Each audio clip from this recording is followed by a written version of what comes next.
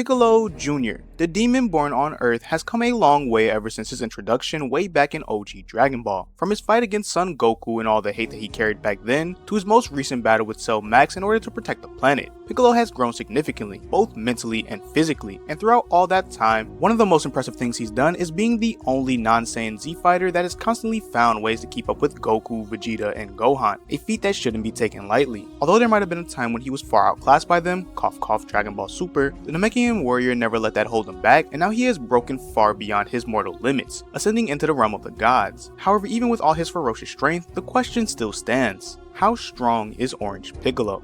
Orange Piccolo is an extremely powerful character within the Dragon Ball universe. Unfortunately, due to the lack of statements and feats, it's a bit difficult to say exactly how strong he is, but not impossible. However, in order to find out where our favorite Namekian is in terms of strength, we need to know a couple things. The first being exactly how strong were the Gammas, as knowing this gives us the bare minimum of where Piccolo's strength resides and thus gives us a good starting point. Now, in order to answer this, we need to look at Piccolo's statement in DBS chapter 92, where he states the following about the Gammas. Based on my own battle, I'd say those Gammas are about on par with Goku and Vegeta themselves. Now, if you take this at face value, you'd automatically think that Piccolo is saying that the Gammas are on par with current MUI Goku and UE Vegeta, which is absolutely insane. However, if we take a deeper look, we'll quickly learn that that's not true. This is because, as of right now, from what we've seen, the last time that Piccolo seen both Goku and Vegeta was during the events of the Moro Saga, meaning that he's most likely referring to how strong the Saiyans were then. So where does that put the Gammas? Well, if you're thinking that they'd be on Moro Saga MUI Goku level, you'd be wrong, as when Piccolo compares the Gamma strength, he refers to both Goku and Vegeta from the Moro Saga, and at that time the two Saiyans were not equal, meaning in order for this statement to be true, Piccolo had to be referring to Blue Goku and Vegeta, as this was the strongest form they shared at the time, and not their highest transformations. Now, does this mean that the Gammas are only blue level from the Moro Saga?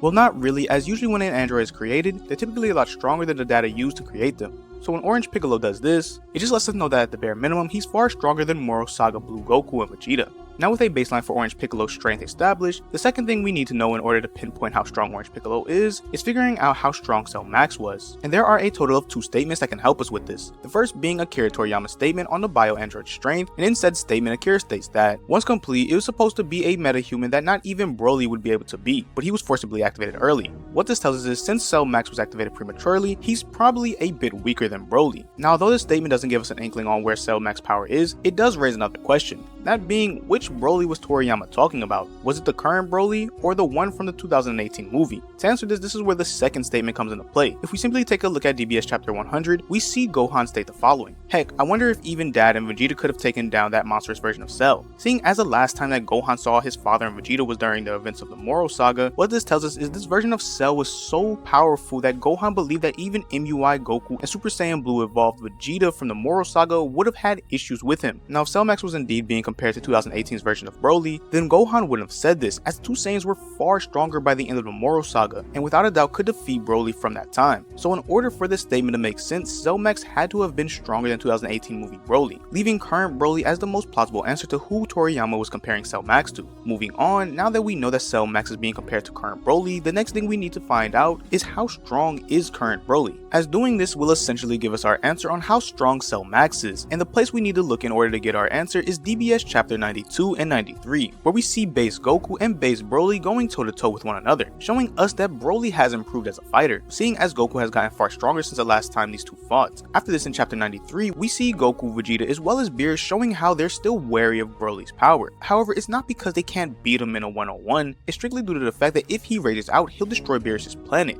Now, I know this may make it seem as if Broly is weak, but in truth, he's not, because the mere fact that Goku and Vegeta are wary of Broly's power after facing off against warriors like Moro, who Goku himself stated that he was one of the toughest warriors he's ever fought, Granola, a warrior who literally wished to be the strongest mortal in the universe, and Gas, a warrior who wished to be stronger than the strongest mortal in the universe, says a lot about Broly's current strength. If they were that much stronger than Broly, then stopping him from destroying Beerus' planet wouldn't have been all that hard, meaning that for them to react like this means that Broly must be relative to them in some capacity, at least in raw strength. And all this checks out as in the most recent chapter, we see that Broly's base is comparable to post-Granola Saga Super Saiyan Vegeta. Now, if Broly's base is this strong, then that would would mean that his full power Super Saiyan form at this time would surpass both post-Granola Saga Super Saiyan Blue Goku and Vegeta, as in the Broly movie, Broly's base started off weaker than Vegeta's base, and we saw how that played out. So where does that put full power Super Saiyan Broly? Well, seeing as, like I said, Goku and Vegeta were still wary of Broly even after unlocking MUI and UE, it's safe to say that he's somewhere in that ballpark of power. Otherwise, stopping Broly from destroying Varys' planet if he went on a rampage wouldn't be that difficult of a task for them if he was that much weaker than him. So now that we know that Broly is more or less comparable to both Goku and Vegeta, all we have to do now is backtrack to find our answer. Now, due to Cell Max being activated early, he isn't as strong as he could be, which would have been stronger than Broly. But seeing as that didn't happen, Cell Max highball is probably on par with full power Super Saiyan Broly, and lowball probably a few tiers below him. And this would make sense seeing as androids are typically made a lot stronger than the data used to create them, which for Cell Max was either data from the Broly or Moro Saga. So what does that mean for Orange Piccolo? Well, seeing as the Namekian was able to trade blows with the android for a bit shows that he himself could at least hold his own, and although he does lose, seeing as we're saying that Cell Max is relative to full power Super Saiyan Broly, who would be around MUI Goku and UE Vegeta level, then for Orange Piccolo to perform the way that he did, I'd have to say that Piccolo is more than likely roaming around the levels of Ultra Instinct Saiyan Goku, at least in terms of raw strength and nothing else. And bro,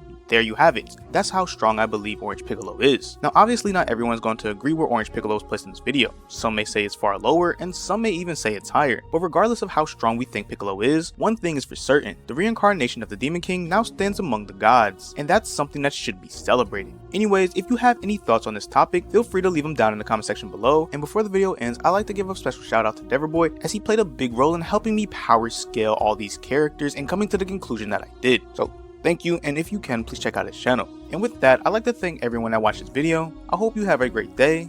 Peace, peace. Deuce, deuce.